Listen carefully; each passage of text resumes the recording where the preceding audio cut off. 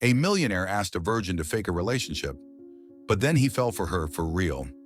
Claire Dawson never imagined that working as a personal assistant to a famous film producer would feel like managing a movie star in the middle of a hurricane. Adrian Blake wasn't the kind of boss who made things easy. He never smiled just to be polite, never arrived late, and never, under any circumstances, let emotions interfere with work. Everything about Adrian was precise, punctual, and cold as ice. But with his reputation in the film industry, box office hits, prestigious awards, Claire had to admit he was impressive enough to drive anyone insane.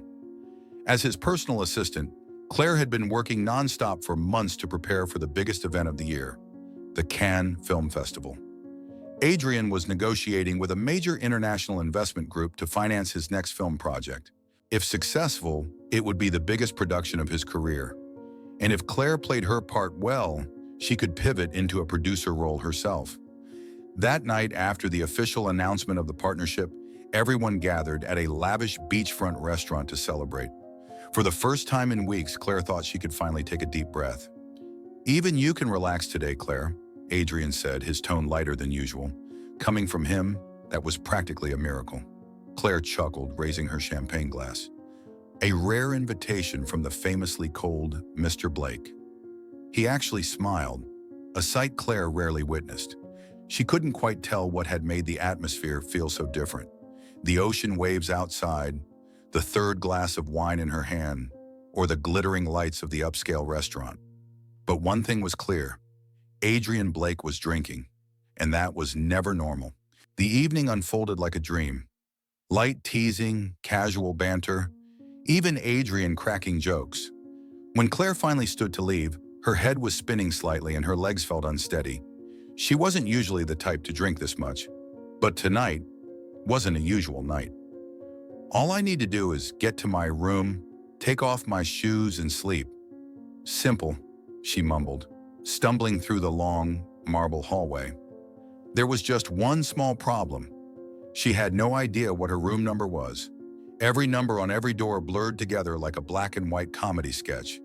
"Seriously, who designed this font?" she muttered. Then she spotted a door slightly ajar. In her wine-fogged brain, it felt like destiny. "Thank you, universe," she whispered and stepped inside. She tossed her bag into a corner, kicked off her heels, and collapsed onto the bed, which felt like a literal cloud. "Best hotel ever," she murmured before passing out. The problem was, that wasn't her room.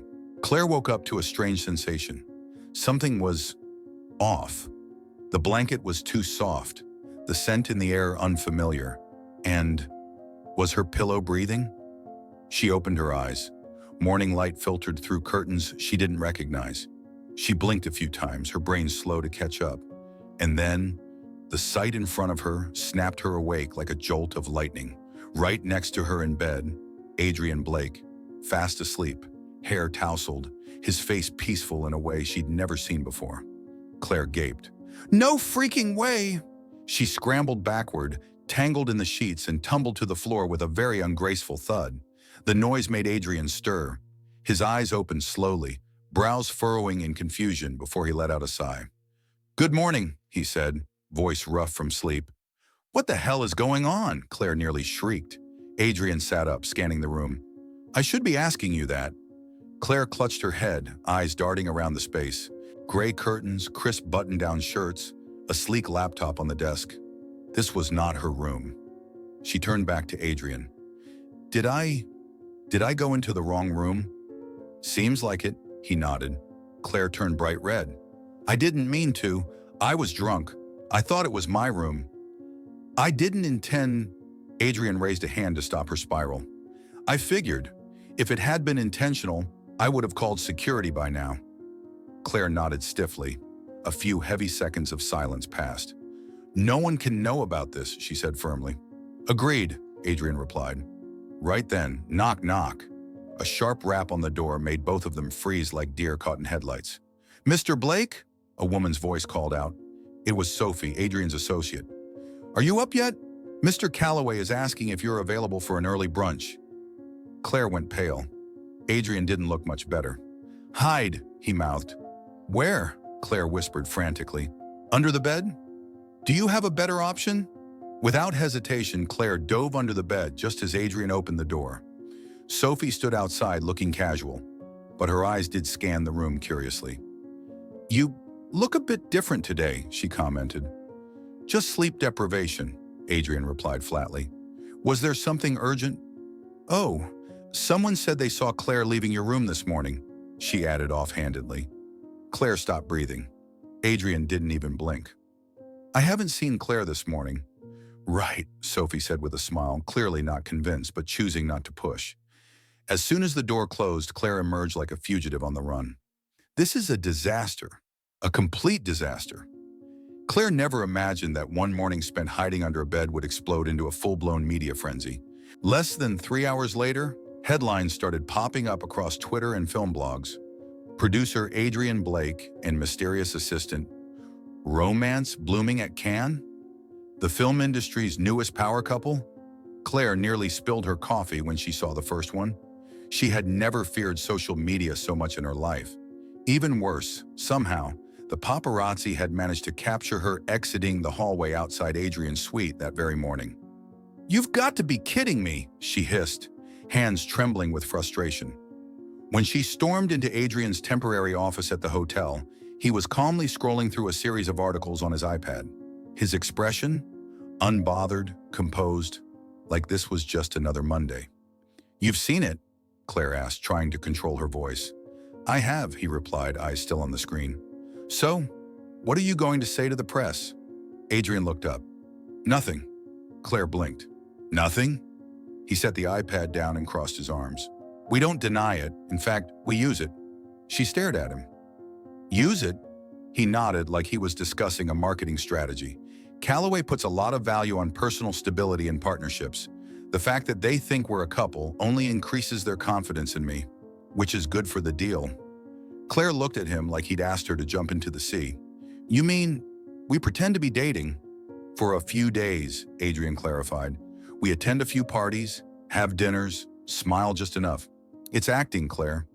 You can handle that. Claire swallowed hard. There was something in his tone that made it impossible to refuse. And worse, a part of her wanted to see where this might go. Claire wasn't sure if she had just signed up for a brilliant PR stunt or a corporate nightmare wrapped in luxury linens. Since agreeing to pretend to be Adrian's girlfriend for a few days, everything had changed drastically. Claire used to think she knew Adrian Blake. He was the kind of man who never smiled without a reason, never wasted a word, and carried an aura of ice as if he had stepped straight out of a noir film. She was used to his sharp edges in the office, his clipped tone when giving instructions, his hawk-like eyes scanning for mistakes, and the way he walked with the weight of control on his shoulders. That was Adrian at work. But tonight, the man sitting next to her at the investor cocktail party, glass of wine in hand, gaze soft, head tilted slightly while listening to her talk, was someone else entirely.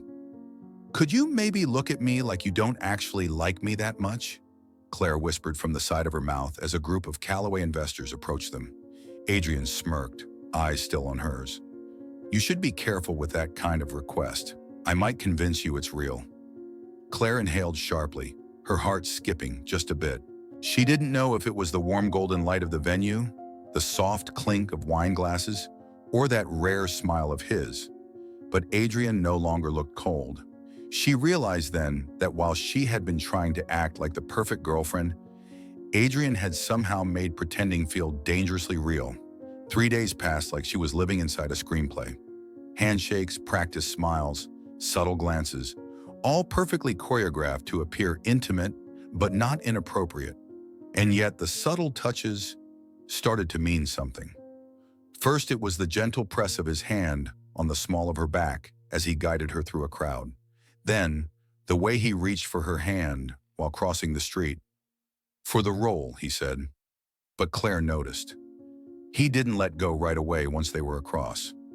The extra 3 seconds made her stomach flutter, and that flutter kept her up all night. During lunch with an investor, Adrian brushed a stray strand of hair from her cheek. It was a simple, graceful motion, but he'd never done anything like that in the office. Claire knew Adrian was not the touchy type, unless absolutely necessary. So was it necessary then? That evening, they had a small, exclusive gathering at the Callaway Villa. Claire wore a sleek black dress, elegant, modest. When she stepped out into the hallway, Adrian was waiting, hands in his pockets. He looked her up and down for just 1 second, and it was enough to make her blush. "Beautiful," he said plainly, just one word. But from Adrian Blake, that meant a lot. Claire didn't respond. She simply walked beside him, steadying her heartbeat. Throughout the evening, Adrian stayed close. He introduced her not as his assistant, but as the most invaluable person I've had on this project. Claire nearly dropped her drink, and when an investor casually asked, "How did you two meet?" Adrian tilted his head, smiled, and said, "By chance, but at the perfect time." Claire couldn't look away. Under the warm lights, Adrian wasn't the strict, icy executive. He was someone else. Gentle, present, intriguing. She started to wonder, maybe this was the real Adrian. That night, Claire couldn't sleep. She tossed in bed, her mind replaying every glance, every subtle touch, and his quiet sleep well at her door. The problem was, it didn't feel like acting anymore. It felt like something else, something quietly blooming between them, something that made her pulse quicken without permission. She was no longer sure where the lines were. She didn't know when Adrian was playing a part, and when he was truly looking at her like a woman he wanted to know beyond this trip. The next morning, they had breakfast in the garden of the hotel. Claire sat scrolling through her phone, trying to ignore the swirl in her chest. "You think you can look away from your phone for 3 minutes?" Adrian asked from beside her. "I'd like to see your real eyes when I say this." Claire looked up, surprised. "Say what?" Adrian leaned on the table slightly, watching her like the rest of the world didn't exist. "You're making it hard for me to want this performance to end." She laughed, even though her pulse was racing. "Don't say that. You're making it hard to know what's real and what's not." Adrian didn't laugh back. "Me too." Claire froze. His usually unreadable eyes were soft, honest. He continued, his voice lower. "I didn't think I'd find anything real in this charade. But you, the way you look at people, how you say things like they matter. Claire, I can't pretend anymore."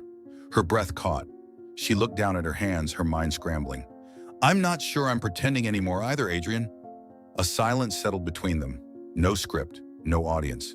Just a feeling that had grown too real to ignore. Claire didn't know when things started to veer off track.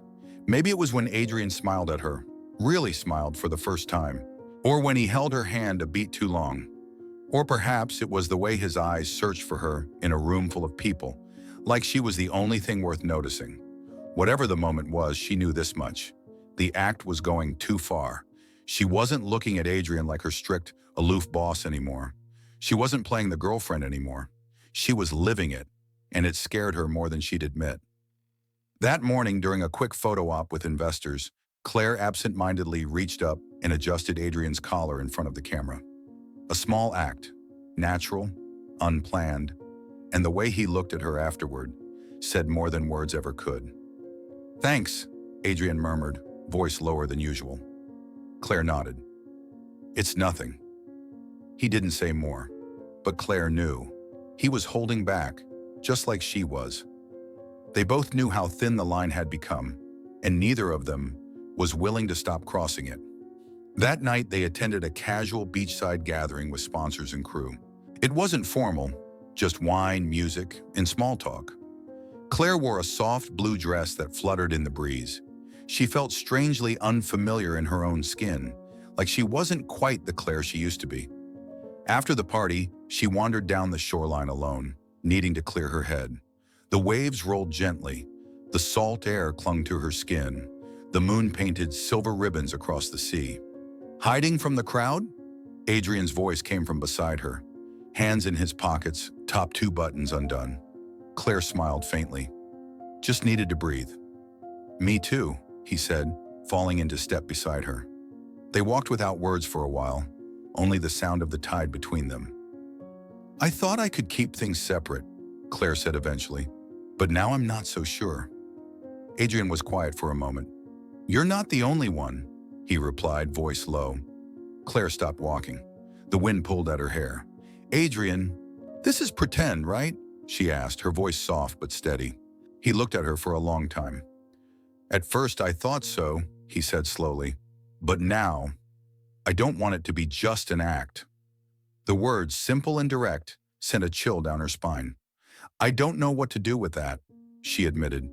"Neither do I," Adrian said, eyes fixed on hers. "But I know one thing." Claire met his gaze. "I don't want to go back to how things were before." The wind picked up. Claire looked at him, not as her boss, not as a role, but as a man being honest. And she realized she didn't want to go back either. Claire walked back to her room, unsure if her heart was racing from excitement or panic. Adrian had said what she never dared to imagine. And worse, part of her wanted it too. But tomorrow she'd still be Claire, the assistant, Adrian, the producer.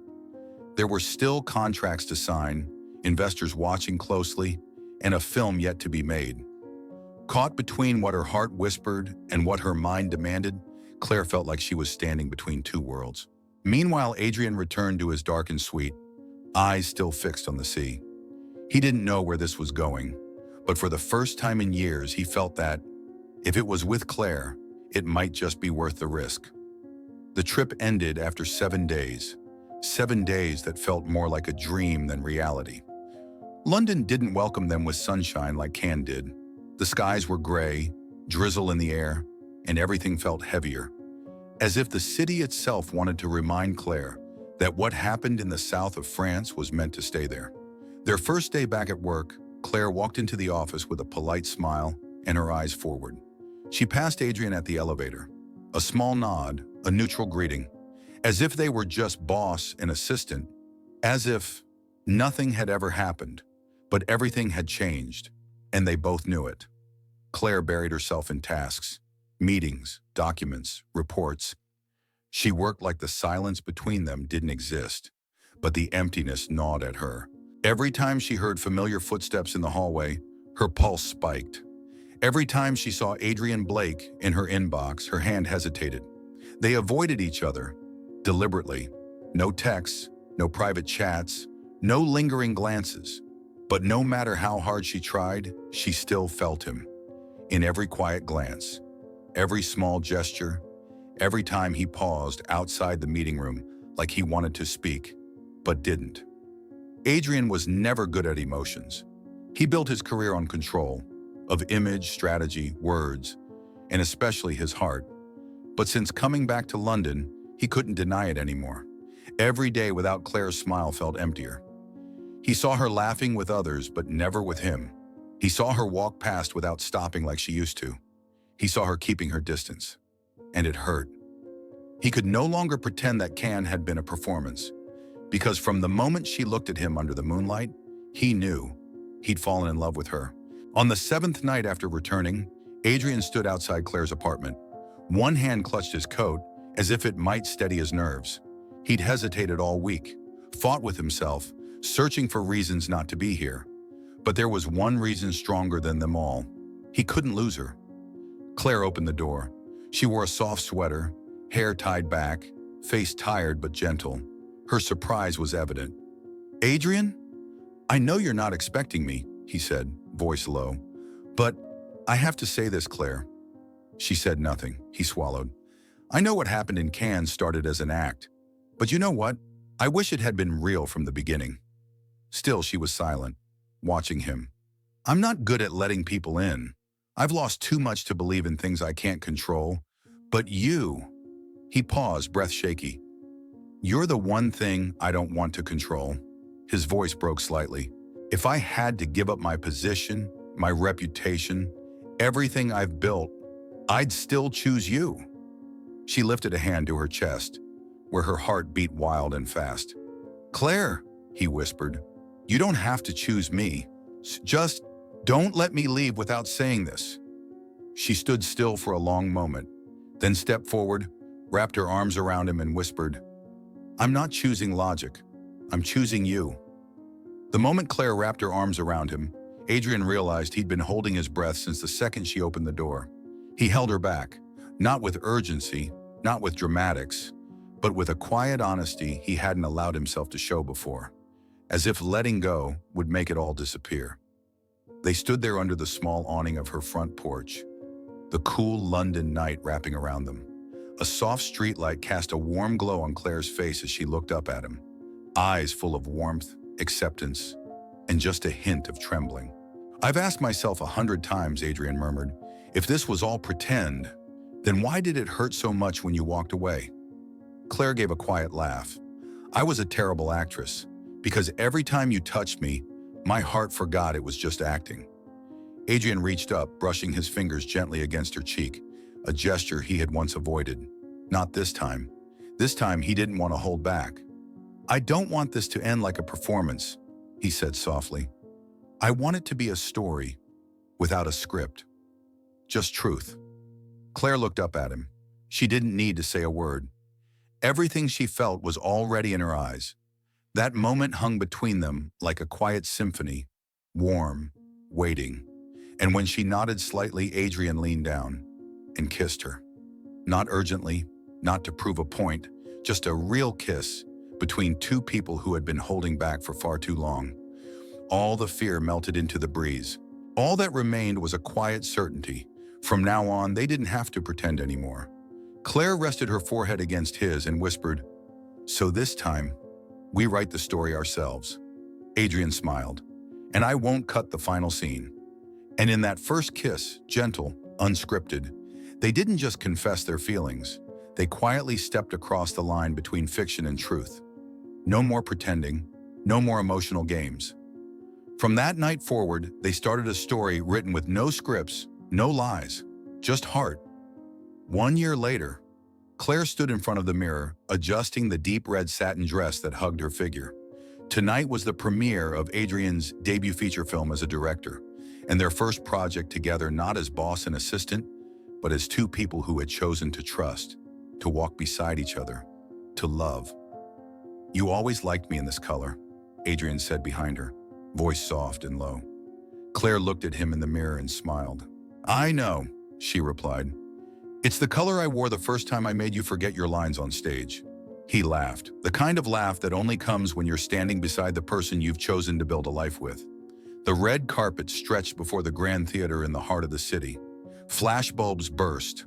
Claire and Adrian's names rang out across reporters' calls. They held hands as always, but tonight felt different. Adrian's gaze lingered longer. His breath was steadier, deeper. Halfway across the carpet, he stopped. Claire frowned slightly, turning to him. But before she could speak, Adrian let go of her hand and knelt down. The world stilled for a beat.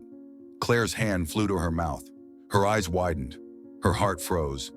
Everything around them, flashes, applause, the sound of their names, faded. All that remained was the man looking up at her with the same eyes that had unraveled her from day one. "Claire Dawson," Adrian began, not with a microphone, but with a voice steadier than she'd ever heard. Real, unshaking, hers. "From the moment you walked into the wrong room in Cannes, my life hasn't been the same." He opened the ring box, a simple silver band. No diamonds, no glitter.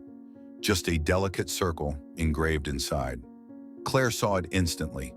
The phrase from the first photo they ever took together. "No more pretending."